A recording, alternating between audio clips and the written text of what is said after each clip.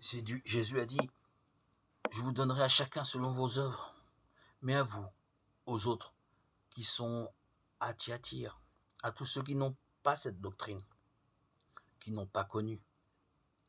Comme ils disent les profondeurs de Satan, je dis, je ne vous impose pas d'autre charge, seulement ce que vous avez, tenez-le ferme jusqu'à ce que je vienne.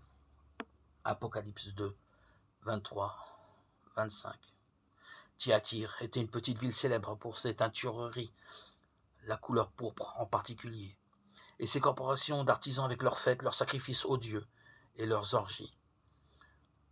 Dans cette lettre à Thyatire, la plus longue des 7, il est parlé d'une femme nommée Jézabel. Ce nom renvoie à une période sombre de l'Ancien Testament. Jézabel, l'épouse du roi Achab, avait introduit l'adoration des faux dieux phéniciens Baal et Astarté dans le culte d'Israël. De même, à Thyatire, le monde idolâtre et corrompu était entré dans l'église et prétendait parler de la part de Dieu.